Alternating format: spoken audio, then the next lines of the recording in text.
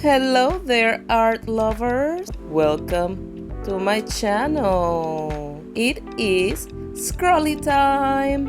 Let's uncover the wonders of the April ScrawlrBox.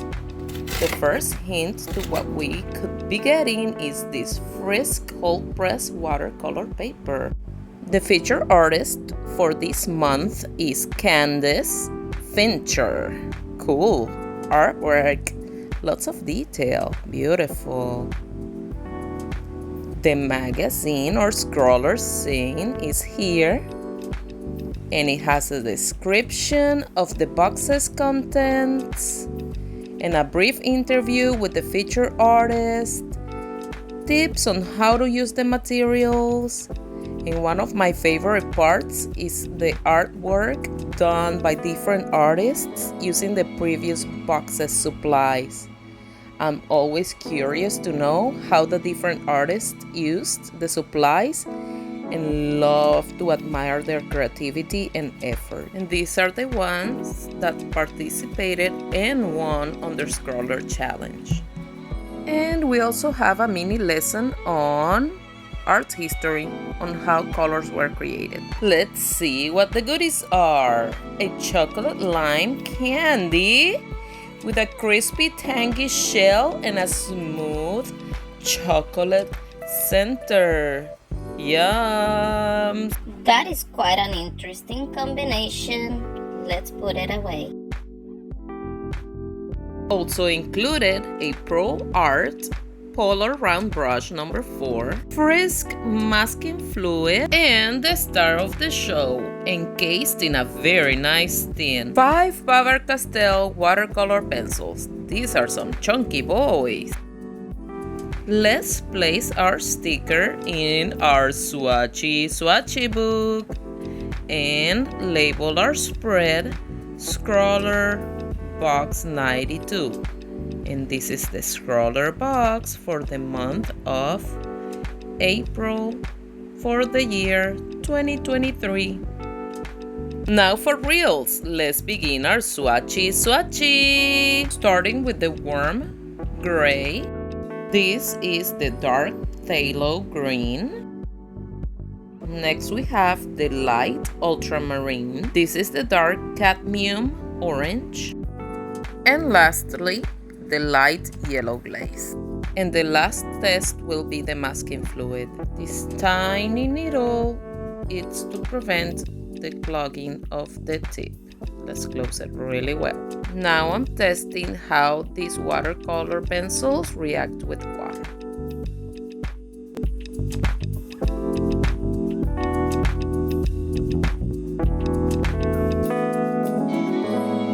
Wow, I'm surprised. They activate very well.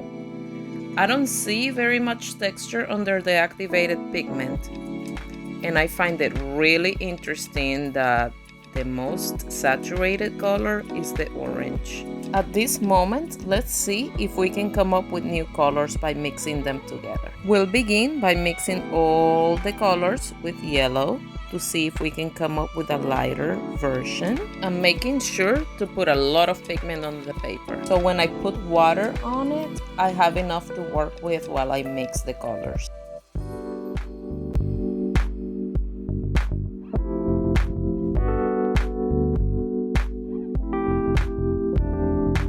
So far, I'm noticing that the colors do not want to mix.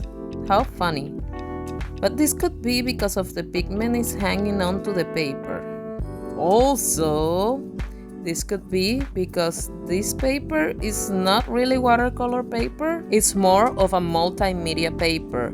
So I will have to test these color pencils on a watercolor paper or the watercolor paper provided. That is the exact reason I love swatching, to give me an idea on how the materials work and how they feel. It's like testing the waters before jumping in. I will be using an aquarelle palette because these pigments, I do not see them mixing really well. They really do not want to create new colors, but it's okay. I will try. I can always try and work with the colors that I got in the box, and I really need to learn how to work more with a limited color palette.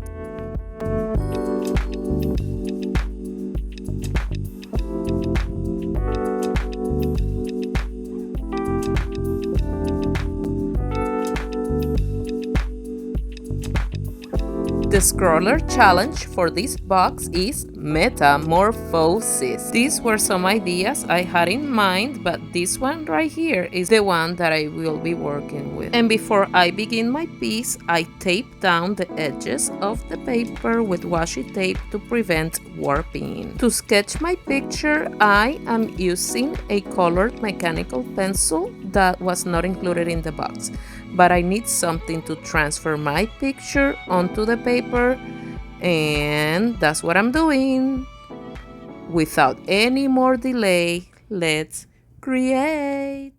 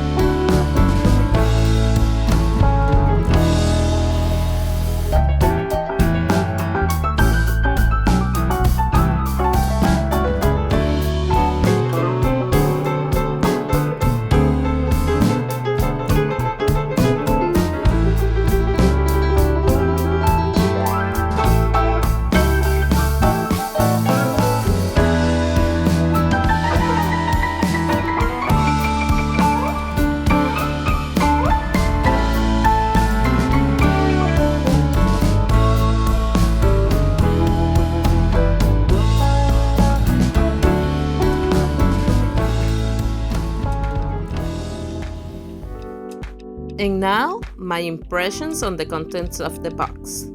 First, the Faber-Castell watercolor pencils. They were great to work with. I was so scared that they were not gonna mix or dilute well to spread as paint on the paper. I decided to use an aquarelle palette, which is a palette that has texture to scribble on with the watercolor pencils to get the pigment. And just like any palette, you mix the colors there, you add water, and that's how I got the liquid form from these watercolor pencils. I also used the pencils on the paper and applied water directly on the paper. I used them wet and applied on the paper. I used them dry on the paper to create fine details such as the outlines in the pictures. But something I noticed was that they dry super quick, so I had to work the color fast on the shapes so I didn't end up with lots of texture. But this could have been the paper. The paper was good. It was nice and thick. The brush was also good. It served its brushy purpose. No complaint about the brush. The masking liquid was good too. You have to let it dry completely. If you don't let it dry, then you're going to have rips on your artwork. I had a couple rips, but I think this is a risk we run using masking fluid.